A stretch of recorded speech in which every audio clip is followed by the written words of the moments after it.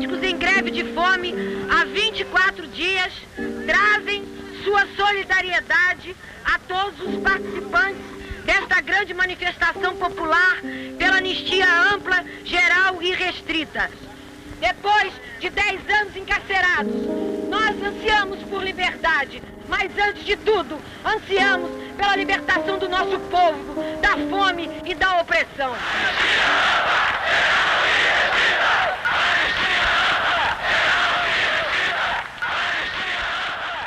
Gilney Amorim Viana, Berli Cipriano, Paulo Jabur, Alex Alvergue, Antônio Matos, Jorge Odria, Carlos Alberto Salles, Hélio Silva, Nelson Rodrigues, Jesus Soto, Manuel Henrique, Paulo Henrique, Jorge Raimundo, José Roberto Rezende. O pessoal que está preso, ele foi realmente o mais prejudicado nesse processo todo. Tem companheiros aqui há 6, 7, 8, 9 anos presos. Então a eles se acena apenas a possibilidade do indulto, que é um perdão. Os presos políticos não querem indulto. Eles querem o reconhecimento de que a ação deles foi uma ação legítima no momento em que foi executada. E a única forma que se coloca é a da anistia ampla, geral e restrita. Então, possibilitando a volta de caçados, banidos, exilados e todos aqueles que cometeram atos, entende, contra esse regime e não crime. A gente não se considera criminoso em momento algum.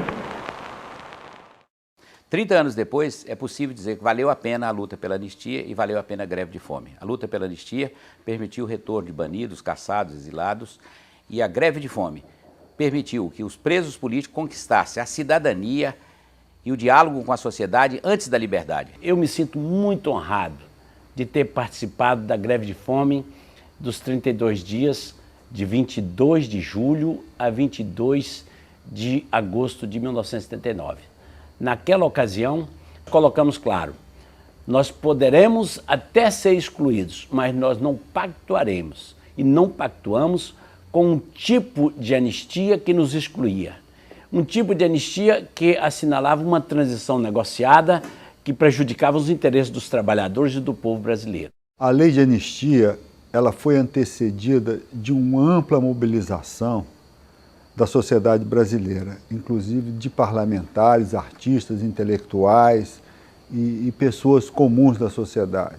As entidades civis mergulharam direto, a igreja também veio firme, e o apoio internacional também chegou através da Anistia Internacional e vários outros segmentos da Suécia, da Dinamarca, da França. Começou com a ideia de imitar a greve de fome do Brasil, que estava rolando. E a nossa surpresa foi que a repercussão foi enorme. A gente bateu na mosca, aquela ideia de fazer greve de fome na igreja. E o surpreendente foi o impacto da França, na mídia francesa, que a gente absolutamente não esperava. Talvez a gente tenha tido mais visibilidade com a gente na França naquele último ato do que em todo o tempo que a gente passou lá. Por que saiu essa anistia que a gente estava lutando por ela? Desde a década de 60, ela saiu em 79. Por que ela saiu? Porque já naquela altura eles sentiram que estavam numa decadência tão vertiginosa que eles precisariam dela. E fizeram o quê? Essa anistia de 79, a 6683, seria anistia recíproca, mas que na verdade anistiou os torturadores em primeiro lugar. A lei de anistia foi uma lei, primeiro, do ponto de vista jurídico, absolutamente zero. Do ponto de vista da justiça, absolutamente zero. Só foram atingidos, beneficiados pela anistia, os chamados presos de consciência, os presos que tinham praticado alguma ação armada ficaram de fora. É uma questão muito complicada, por isso que eu acho que é importante nesses 30 anos fazer esse debate, essa discussão, para compreender que nós não fomos anistiados. Essa anistia só veio posteriormente, em outros momentos, mas naquele momento nós ficamos como reféns.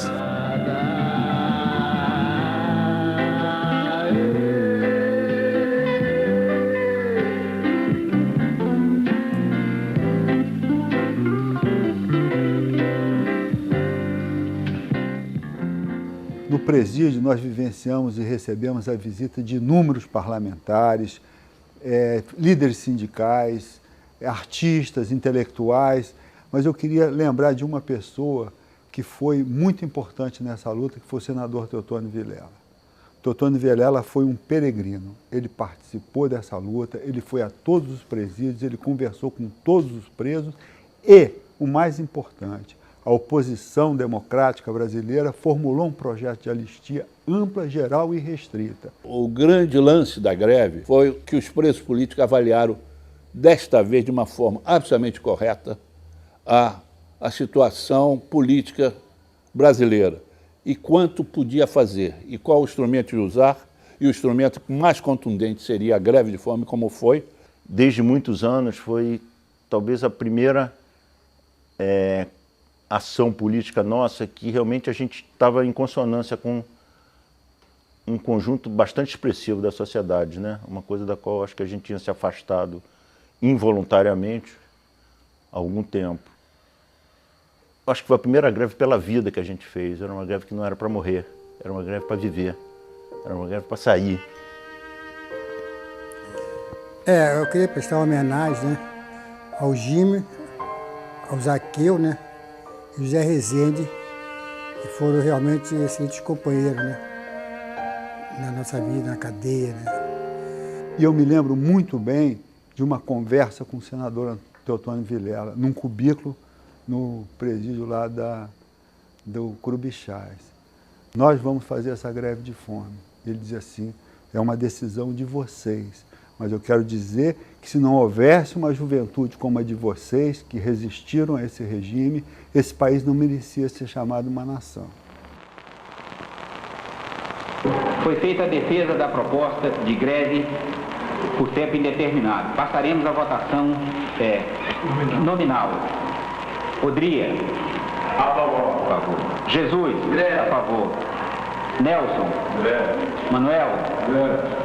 Salles. A favor. Gilney. Marcos. A favor. André. Hélio. A favor. Paulo Henrique. Pela greve. Jabu. Pela greve. Alex. Pela greve com declaração de voto. Jim. A favor. Zé Rezende. Pela greve. Eu. Pela greve. Unanimidade.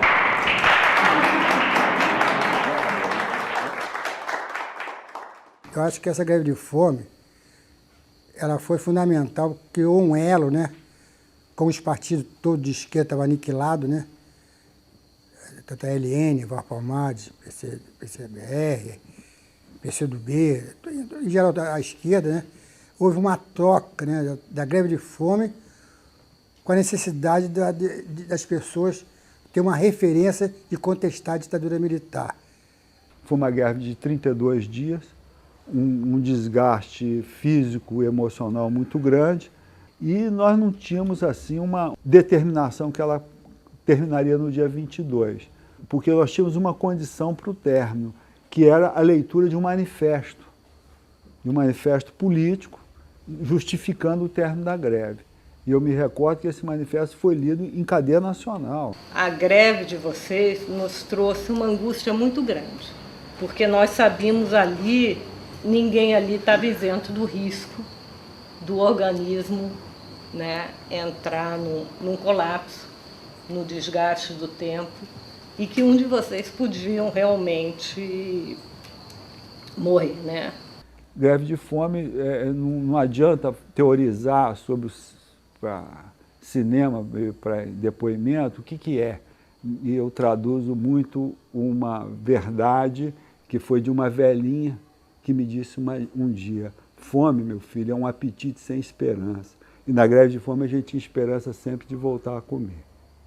É um momento que, digamos assim, entre todos, se valeu a pena ou não valeu 32 dias de greve de fome, claro que valeu demais, demais. E eu saio, quer dizer, é um orgulho meu ter participado disso tudo, não só da greve de fome. E o orgulho de ter tido esses companheiros com quem eu aprendi muito, em todo o sentido da vida. 30 anos depois, nós queremos dizer que nós que participamos da resistência armada, que fomos presos, torturados, alguns de nós assassinados pela ditadura, inclusive sob tortura, nós queremos dizer que valeu a pena nós termos lutado, porque nós acreditávamos não apenas que a democracia seria boa para o povo brasileiro, mas que nós precisamos mudar a realidade brasileira, mudar a sociedade, mudar o sistema político, mudar o sistema econômico, para algo que fosse mais avançado, uma perspectiva socialista. Então, para nós, o momento, esses 30 anos, continua sendo de luta, continua sendo de que é preciso dar um basta. Nós queremos uma comissão da verdade, queremos o direito à memória, queremos a penalização dos agentes, porque aquele que matou e torturou tem que ser penalizado para que realmente se mostre que no Brasil não temos mais impunidade. E eu espero que o governo Lula, antes do final, ele responda e que a gente consiga ainda, como mobilizou a sociedade civil pela anistia, a gente consiga mobilizar pela penalização dos agentes do Estado responsável pelas mortes e tortura e, finalmente, que se dê o paradeiro aonde estão os nossos familiares. E outra coisa, a gente tem que brigar sempre contra a tortura, sempre, sempre, sempre. Porque eu não quero tortura, tortura é a coisa mais indigna do ser humano. Eu não acho que a gente seja, nem pela greve, nem pela militância, nada de herói, certo? Quando se refere a herói, eu me lembro sempre de um verdadeiro herói, que foi o Apolônio de Carvalho, que quando diziam que ele era muito corajoso e um herói, ele falava, não, eu apenas avalio mal o perigo. Eu acho que talvez todos nós fôssemos um pouco assim. Eu acho que, então, valeu muito a pena. Se você for olhar do ponto de vista individual, eu não sei como eu teria me sentido na época e hoje, se eu não tivesse feito o que eu fiz, eu não estaria me sentindo tão bem feito hoje. Eu me sinto como eu me sentia na época. Especialmente na época, porque eu acho que a chave da vida é você agir exatamente de acordo com o que você pensa. E talvez na minha própria vida tenha sido aqueles 10 anos entre militância e coisa, o período em que eu fiz isso mais consequentemente, em que eu vivi exatamente de acordo com o que eu pensava.